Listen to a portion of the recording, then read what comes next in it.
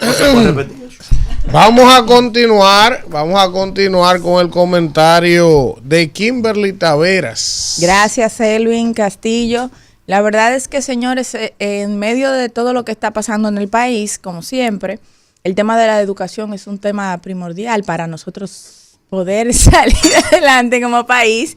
Y en medio de todo esto, pues nosotros hemos visto una nota de prensa que salió publicada en los principales medios de comunicación, donde las escuelas vocacionales del país dicen que van a tener unos 35,000 estudiantes para el próximo año. Son 30 escuelas vocacionales que hay. Mira la carita de Alfredo.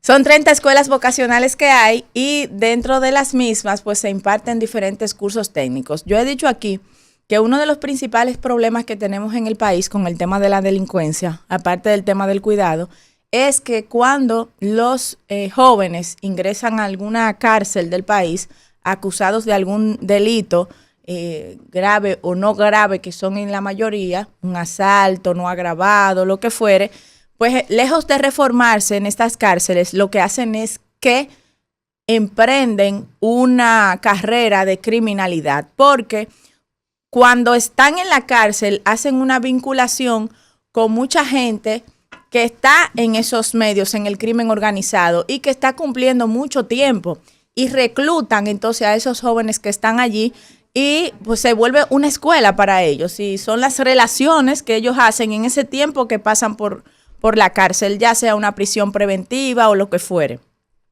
Entonces, cuando sale, hay una situación que se le suma al tema de los que vivieron en la cárcel, que es que entonces están descalificados para trabajar en una empresa. Y he dicho aquí también varias veces que el tema de los empleos en el sector privado y en el sector público también debe regularse. Por más que nos moleste y por más que queramos, no podemos seguir dejando al empleador la decisión de a quiénes va a contratar, porque tenemos un código laboral donde se establece la no discriminación y para garantizar que no se discrimine a nadie cuando se va a emplear, ya sea por un tema de edad o porque pasa de los 40 o por el tema de la experiencia, ¿verdad? Tenemos que describirlo. ¿Cuál es el porcentaje de jóvenes que se va a contratar sin experiencia de su primer empleo? ¿Y cuál es el porcentaje también de gente más allá de los 40 que se va a contratar? ¿Cuál es el porcentaje también que debe contratarse para los incapacitados, para el tema de la gente que tiene alguna limitación psicomotora o lo que fuere? Pero también debe regularse la cantidad de gente, ¿verdad?, que se debe contratar, que ya se ha reformado, que ha pagado su pena y que siendo acompañado con un agente social, ya sea por uno de los programas especiales que tenemos de la presidencia, de PROPEP, o por el Supérate, que aquí estaba recientemente la directora de Supérate, Gloria Reyes, pues que se le asigne grupos de expresidiarios, de jóvenes que han salido de la cárcel, a estos inspectores o supervisores de asistencia social para que le den seguimiento y sirvan de garante ante estas empresas para que tengan la obligación de contratar a quienes muestren actitud de querer reformarse y reintegrarse a la sociedad. ¿Y por qué yo lo digo? Primero, es importante que estas escuelas vocacionales, que sean de la Policía Nacional, del Ejército, estén funcionando de la manera en que están, porque lo que necesitan estos jóvenes para insertarse en el mercado laboral es precisamente aprender un oficio. Y no solamente los que salen de la cárcel. Nosotros, recuerdo yo que ideamos un programa desde el Ministerio de la Juventud, de nuestro paso por ese ministerio, que se llamaba Protas. Ese programa abarcaba a todos los jóvenes que no tenían una oportunidad de ir a la universidad, pero sí tenían la necesidad de aprender un oficio para ganarse la vida y quizás con ello pagarse luego una carrera universitaria. También así los jóvenes que salen de la cárcel pueden tener acceso a estos estudios y quién es mejor para darlos que las fuerzas del orden, las fuerzas que están llamadas a producir el orden. Esto sería un buen instrumento para combatir la delincuencia y la criminalidad. El Banco Mundial y el Interamericano de Desarrollo tenían un programa donde ellos enseñaban un oficio a los jóvenes y le daban una dieta diaria. Hay una gran cantidad de bonos en el país que, así como se han creado, ¿verdad?, muchos programas para generar asistencia social a la gente, que está muy bien, y ayudarlos a salir de la pobreza, pues asimismo se debería crear un bono para estos jóvenes con la única condición de que deben aprender un oficio, un oficio para insertarse en el mercado laboral.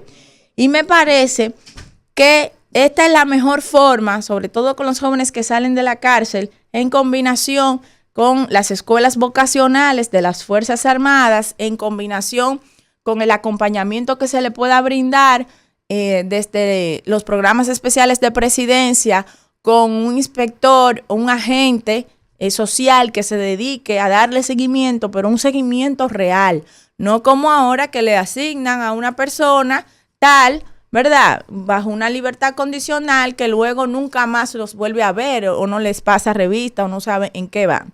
Sino, señores, que nos volvamos garantes de que realmente nuestros jóvenes, sobre todo los jóvenes que son vulnerables, que las pandillas los captan, ya sea antes de la cárcel o cuando están en la cárcel, de que esos jóvenes tengan una segunda oportunidad de insertarse en el mercado laboral y reformarse realmente, para que así nuestro modelo penitenciario pueda tener algún sentido.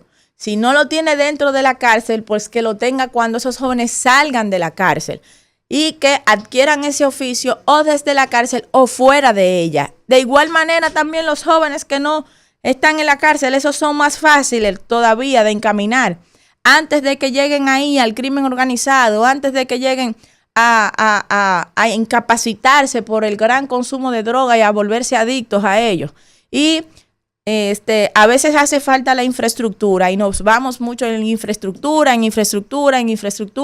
y que no la tenemos. Cuando es más importante el personal humano, el acompañamiento de psicólogos, de psiquiatras, que le brinde ese acompañamiento que sus padres quizás no tienen esos instrumentos para darle en casa, que se los brinde desde las escuelas, que identifiquen, que las escuelas saben cuáles son todos esos jóvenes que tienen ese tipo de situaciones, que pueden ser vulnerables o que están en una banda, en una pandilla en el crimen organizado, y que lo envíen a ese programa para reformarlo desde las escuelas, que le brinde un acompañamiento real, porque ahora tenemos una psicóloga escolar, una sola, y 2 psicólogas escolares hasta para 1,000 niños y para 500 niños. Eso es una locura, señores.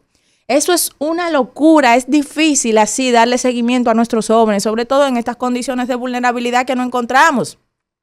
Entonces nosotros tenemos que crear un mecanismo integral donde se identifiquen los jóvenes desde las escuelas que están en condiciones vulnerables, que están cayendo en el pandillaje, que están presentando ausencias frecuentes.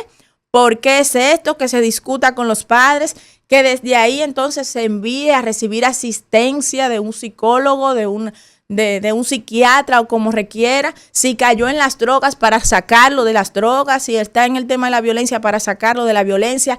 Y que luego entonces se envíe a formarse a una de esas escuelas vocacionales, que hay 30 en el país y nada más provincia, nosotros tenemos más de ahí. Entonces, en los principales municipios del país debemos extender esas escuelas vocacionales, que la dirige la Policía Nacional y las Fuerzas Armadas, el Cuerpo del Orden. No es lo mismo que sea un profesor que te eduque, a que tú te vayas a educar a esas escuelas vocacionales donde además del oficio te enseñan mucha disciplina.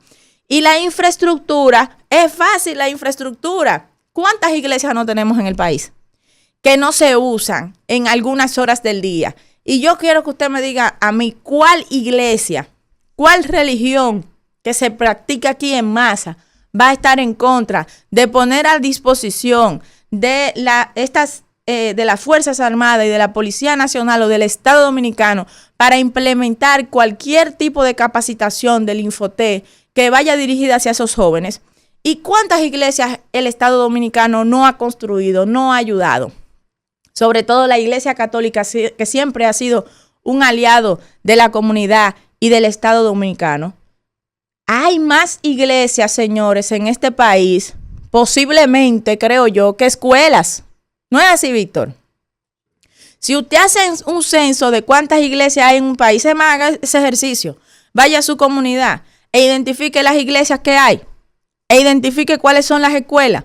Entonces, esas iglesias, en acuerdo con esa comunidad cristiana, podemos usarla para formar a nuestros jóvenes mientras se construye la infraestructura necesaria para extender todas esas escuelas que existen en el gobierno de formación técnica, Infotel, ITLA, esto, aquello, pero tenemos que brindarle esos instrumentos a nuestros jóvenes, sobre todo a los jóvenes que salen de la cárcel. Hay que darle ese acompañamiento, porque si no, ese es un delincuente seguro que sale de la cárcel y vuelve a delinquir y vuelve a la cárcel cada vez con un crimen peor y peor y peor, porque se siente descalificado por la sociedad.